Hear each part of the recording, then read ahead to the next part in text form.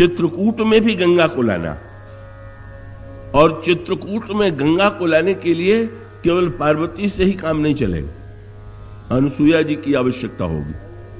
अत्रि और अनुसुईया, अत्रि गंगा के बड़े प्रेमी हैं और अनुसुईया जी अपनी तपस्या के प्रभाव से कब वो ले आती हैं। तो आइए कथा के प्रसंग में अनुसुईया का अर्थ क्या। बिना अनुसुईया के आए तो मंदाकिनी आवेंगे नहीं। हम लोग पहचान लें कि वो अनुसुईया कहां है। पतिव्रता शिरोमणि अनुसुईया की जो गाथा आती है, वो अनुसुईया जी तो आज हमारे सामने प्रत्यक्ष नहीं है, हम उनका दर्शन नहीं कर सकते, लेकिन राम कथा के मंदाकिनी के लिए जिस अनुसुईया की आवश्यकता है, वो अनुसुईया क्या है, मैं आशा करता हूं कि आप इसकी व्याख्या को विशेष ध्यान से सुनेंगे। अनुसुईया शब्द का अर्थ है जिसमें असूया वृत्ति का अभाव हो, उसका नाम है अनुसूया। असूया वृत्ति की व्याख्या संस्कृत में एक करके की गई, पर गुणेषु दोषाविष्करणम असूया, दूसरे के गुण में दोष निकाल देना, ये असूया है। और ये वृत्ति जिसके अंतःकरण में है वो असूया है, और जिसके अंतःकरण में असूया वृत्ति नहीं है वही अनुसूया है। अब भाई कथा के संदर्भ में तो अनुसूया की इतनी आवश्यकता है कि मैं तो कहूंगा कि इनकी जब तक अनुसूया जी नहीं आवेंगी तब तक न तो मंदाकिनी के रूप में कथा बहेगी और न तो हृदय में सीताराम का विहार होगा। आप गीता और रामायण के इस संदर्भ में एक सूत्र पर समान ध्यान दें। उसका अर्थ है कि जिसके हृदय में असूया वृत्ति है वो राम कथा का अधिकारी नहीं। गीता में भी आप वही सूत्र पाएंगे।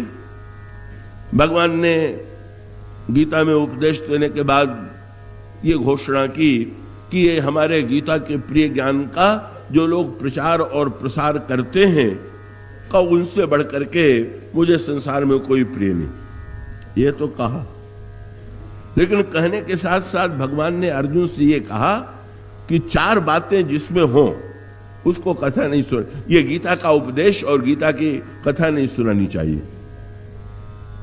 तो भगवान ने जो चार कहे हैं उसमें आपने पढ़ा होगा, सुना होगा। भगवान अर्जुन से कहते हैं, इदम ते ना तपस्काय ना भक्ताय कदाचन और नचा शुश्रूषवे वाच्यम न च माम योभ्य सूयति। भगवान ने कहा, अर्जुन, जिसमें तपस्या नहीं है, भक्ति नहीं है, जो मेरे उपदेश को सुनना नहीं चाहता, पर अंत में तीनों के साथ साथ भगवान ने कहा कि इन तीनों को भी नहीं सुनाना चाहिए, पर जिनमें असूया वृत्ति है उनको तो कभी नहीं सुनाना चाहिए। यह भगवान का वाक्य है। वहां पर भी असूया वृत्ति को भगवान ने इन चारों में से सबसे अधिक महत्व जो दिया, वो कहा कि असूया वृत्ति वाला व्यक्ति जो है वो गीता ज्ञान का अधिकारी नहीं। और रामचरितमानस की भी मान्यता है कि जो असूया वृत्ति वाला है वह राम कथा की गंगा नहीं बहेंगी। क्यों?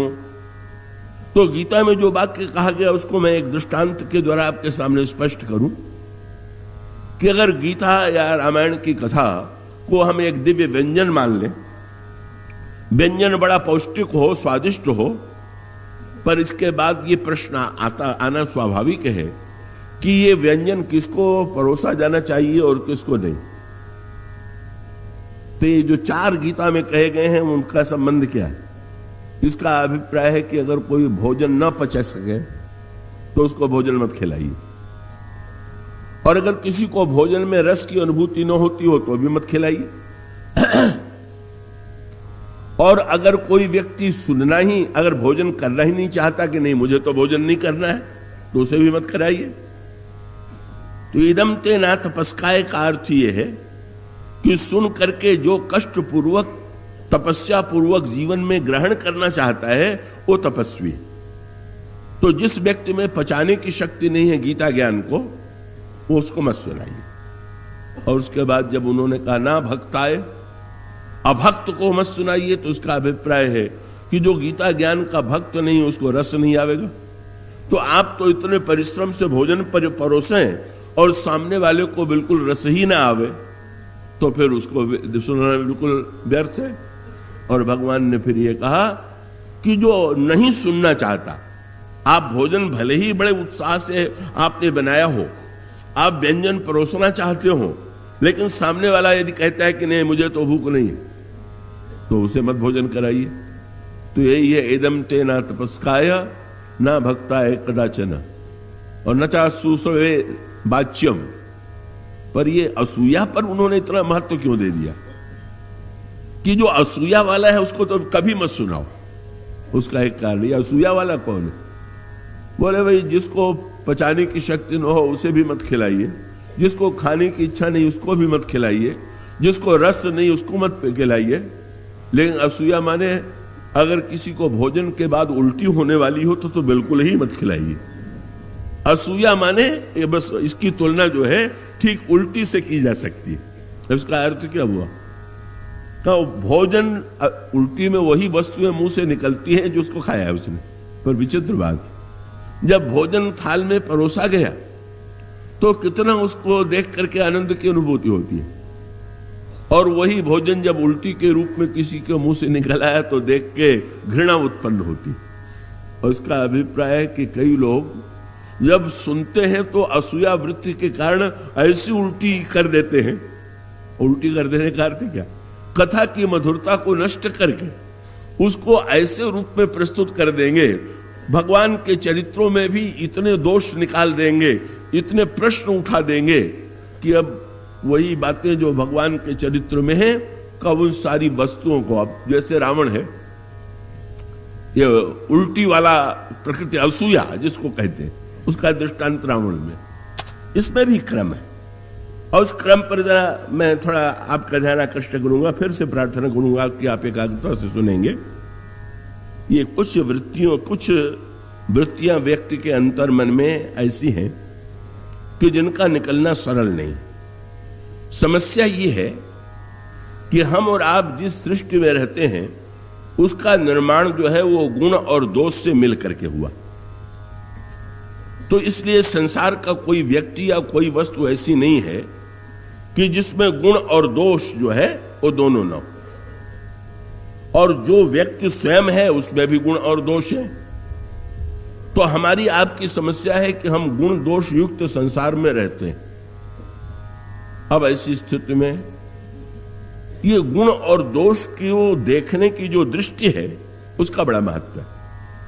इसका अभिप्राय है कि अपने दोषों को हम कैसे देखें और अपने गुणों को कैसे देखें। और फिर दूसरा प्रश्न है कि दूसरे के गुणों को किस रूप में लें और दूसरे के दोष को किस रूप में लें। अब इसमें क्रम है।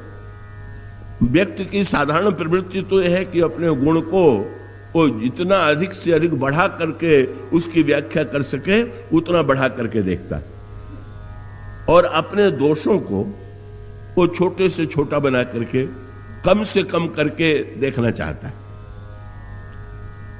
और दूसरे के संदर्भ में उसकी वृत्ति बिल्कुल उल्टी है। जब दूसरे के दोषों को देखता है तो उसको बढ़ा के देखता है, और दूसरे के गुण उसको उतने उस रूप में दिखाई नहीं देते। तो मनुष्य जो है इस गुण दोषमयी सृष्टि कथा का एक महान फल क्या कि इस गुण दोष युक्त संसार में हम गुण दोष को किस अर्थ में लें, और उसका कथा का उद्देश्य जो है इस गुण दोषमयी सृष्टि की समस्या का इतना श्रेष्ठ समाधान है कि कथा के विविध पात्रों के माध्यम से जो समाधान दिया गया, अगर उसे हम जीवन में उतार सकें तो गुण और दोष की समस्या का बहुत कुछ समाधान हो सकता है। अब देखें, एक समस्या और भी है व्यक्ति के सामने कि जब कोई व्यक्ति अपने गुण बढ़ा करके देखता है तो अभिमान उत्पन्न होता है। अच्छा, अपने दोष अगर बढ़ा करके देखे तो दीनता उत्पन्न होती है, पीड़ा उत्पन्न होती है।